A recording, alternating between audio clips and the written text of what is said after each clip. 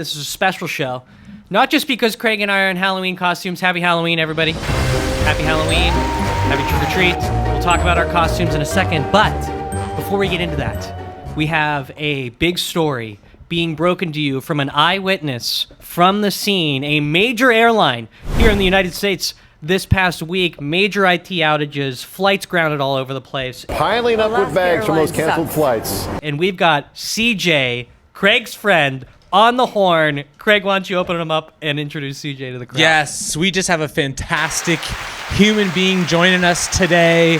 Chris, a.k.a. CJ, a fan of the page, a fan of the pod. Chris, how the hell you doing?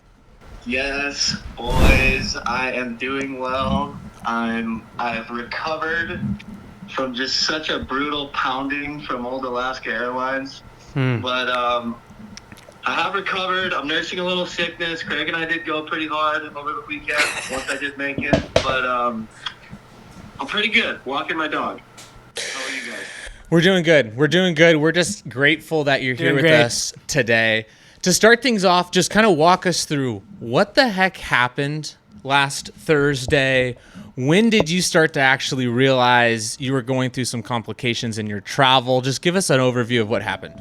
Yeah, we decide we're going to get to the airport at 7. It's about 6:45. It's like a 10-minute Uber. Call the Uber, standing in our driveway with our bags. You know, I'm already in airport mode. Yeah. Yes. And it's a hard mode to get into, Siege. Yeah. You know, like that. I'm in that mode. And then, boom, text message, IT outage, flights canceled. Stay tuned for more updates. We'll rebook you. So the communication wasn't bad. The communication from Alaska Airlines as they are fucking you in the ass wasn't bad. No, it was just a text. And so we're like, holy shit. So, yeah, we went inside and started looking at other flights. Everything was canceled. There was really no options other than the next morning at 6:30 a.m. out of Oakland, which is about a 2-hour Uber. So, you know, the four of us put our heads together. We decide we're going to do it. We booked that flight. We're going to take an Uber at like 3:45. I think we decided we were going to leave. So Sean, our friends Sean and Fran, they Ubered to us the next morning at 3:45. We go outside and meet them. And I look on my Alaska app just to make sure this flight didn't get canceled, and sure enough, the red letters right next to my flight. Bang. So, yeah, it was just, you know, it was brutal. We got pounded. You got pounded. You got pounded. You got pounded. There's no other way to put it. I would have been pissed. I would have been extremely pissed. Did Alaska compensate you guys at all for these complications? Yep. I mean, it's kind of still TBD. It seems like they're going to. Still TBD.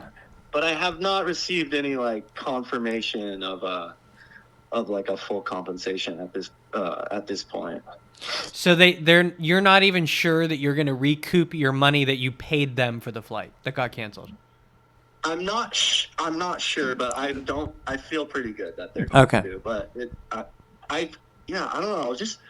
I was just looking at my credit card, and there's like some weird charges on there from Alaska too. So I kind of I got a bone to pick with one of their customer service. Yeah. Oh man. Yeah. When you called the customer service line, what was the wait time they told you? Oh gosh, it was like 2 days, like 40. It was like, I think the shortest was like 10 hours, or like something like that. Yeah. You'll get your money back in 2 weeks. Little Red's got a question for you. And you might have to repeat, but we'll see. Did anyone get, worried, oh, this is a sign we shouldn't go, or I'm kind of scared to fly and get up in the air now? Any of that? Well, I do remember Fran at 3:30 in the morning when she was in my driveway, and I opened my app and I told her, oh, this flight's been canceled. She was like, oh, God just doesn't want us to go to Seattle. Yep. Yeah, let's stay home. Amen. It's a sign. Let's stay home. I'm sure Craig will do just fine and without us. you know what? I ask that because that's where I tend to go in these situations. But it's a really beautiful thing when you do go, despite feeling like fate's against you and everything's fine and you're perfectly safe. And then that is used as a good example in the future when this comes up again. So it's a real confidence builder in the world, you know? Not everything's a sign. You finally land. You get with your homies. How long did it take you from touching down on the tarmac to getting a beer in your mouth with the bros?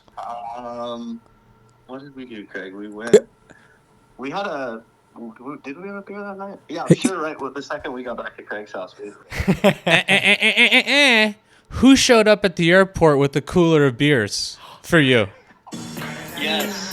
It was like landing. It was like you know when you land in Mexico and you get the. You get the Cabo taxi? Yes, yes. That's exactly what I was thinking of. When you landed, I remember I was pulling up and you said, "Hey, I'm at the departures instead of the arrivals." I'm curious, why'd you go to the departures versus the arrivals when you got here to SeaTac?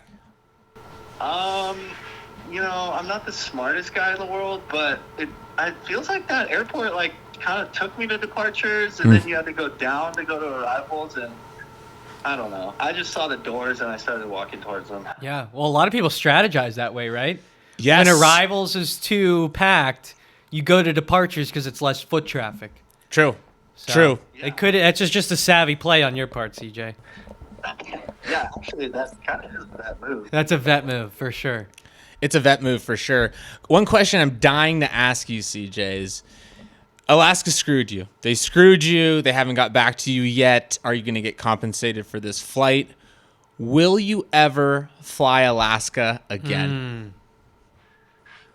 Well, I do have all the cards with all the points, so like I said, they've got me by the balls. They got you by the balls. They got you by the balls. They got you on the credit card. They got you on the loyalty program. I'm sure your MVP Ruby probably. They probably got you on the Ruby.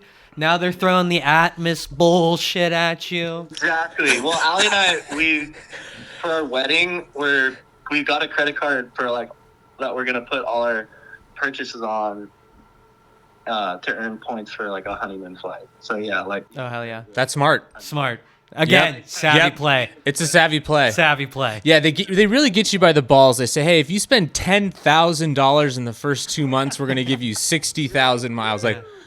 Woo! Yeah, that'll get me one way.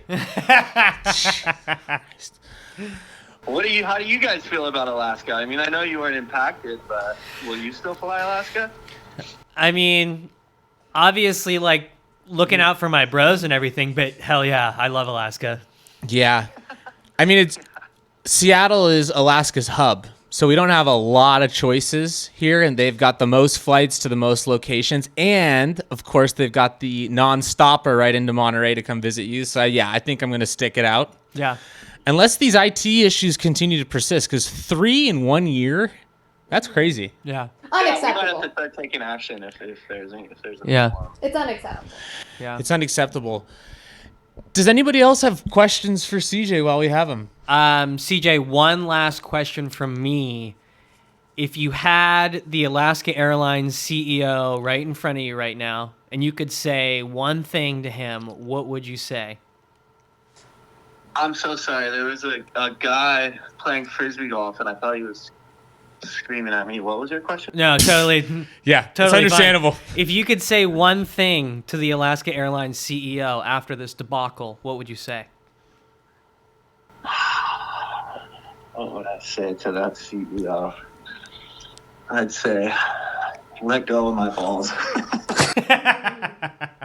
Free me up for another airline. Yeah, I know. But he does have you by the balls, and that's okay. But hey, I'm glad you guys made it. I'm glad you guys got through the fucking IT outage. Got to see each other. Got to have a nice weekend. And we had a blast. We had a blast. Talking with you guys, and have a great Halloween. I love your costumes. CJ, I know you can't see them, but we cut the eyes out and the mouth out of a Power Rangers costume, and Craig looks terrifying in it right now. Yeah, it's a scary Ranger. It's a wild look when you cut the eyes out of the Power Ranger costume, and it's way scarier. It's really scary. I had no choice, CJ. I said, how am I going to have a drink on the pod tonight if I don't cut a mouth hole out? It looks like he's about to hold up a bank. Like, it looks like he's ready to rock in this thing. It's like what's behind that mask, and then when he pulls it off, you're like, oh.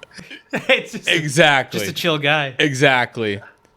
Well, CJ, we love you. Thank you for joining us today. Thank you for coming to visit. Thank you for sharing your story. And you know what? I hope if the CEO of Alaska listens to this, pay the man. Pay the man. Pay the man. Pay up. Period. All right, guys. Love you guys. Thank you. Love Bye, you, man. brother. See ya. See ya. Well, that was CJ, folks, and we'll be right back right after this.